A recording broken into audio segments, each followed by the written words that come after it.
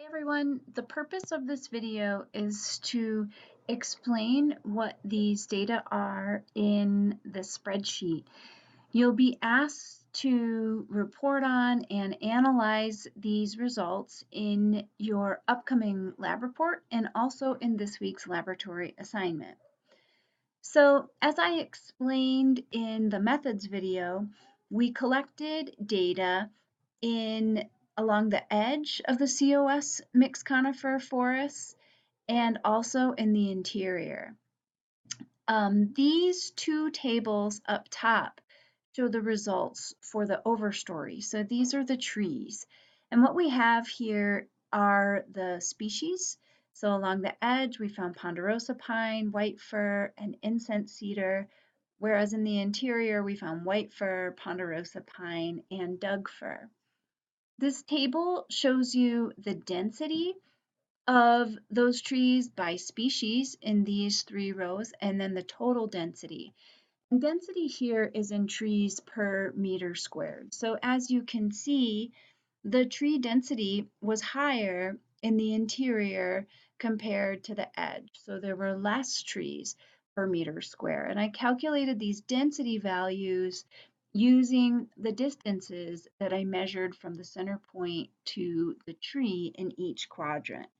So this value is smaller along the edge because the distances that I measured between the center point and the trees were greater, meaning the trees were more spaced out or less dense along the edge compared to in the interior. We can also see over here the basal area data, and we have that by species and then also the total for the edge and the interior.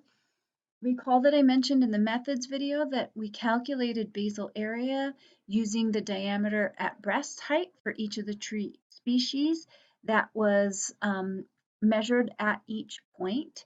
So this is an indication of how large or how thick the stems are of the trees in each area.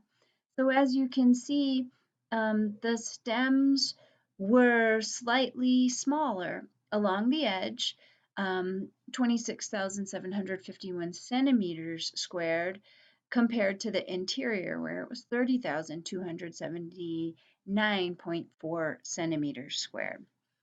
We have a slight difference in basal area as well. The relative basal area just shows us out of this total what percent was white fir versus ponderosa pine versus Doug fir. And the same over here, out of this total basal area, what percent was ponderosa pine, white fir, and incense cedar. Down here, we see the understory data for the edge and the interior. In this part of the table, we have the data for the herbaceous species. We have their percent cover along the edge compared to the interior. You can see that it was much higher on the edge compared to the interior. And then also the number of herbaceous species along the edge compared to the interior. So we can see that the number of herbaceous species was also higher along the edge. The same patterns were true for percent cover of woody plants in the edge versus interior. We can see there was both higher percent cover and higher number of species along the edge compared to the interior.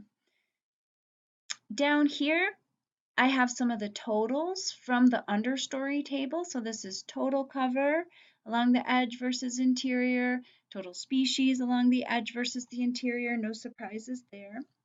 And then I also have the abiotic data that were collected in the understory plot. So recall that we collected light and lux, which was more than double along the edge compared to what it was in the interior. So it was a lot sunnier along the edge compared to the interior. And the soil moisture, with the unit here is percent, was slightly lower along the edge compared to the interior. The soil texture data shows that there was very little difference in the textures and the texture of the soil in these two environments. Hopefully this video helps you understand what you're looking at. Your next job is to use the data to answer questions about the EdgeEffects laboratory for the week 9 laboratory, and then finally write up a lab report about this study.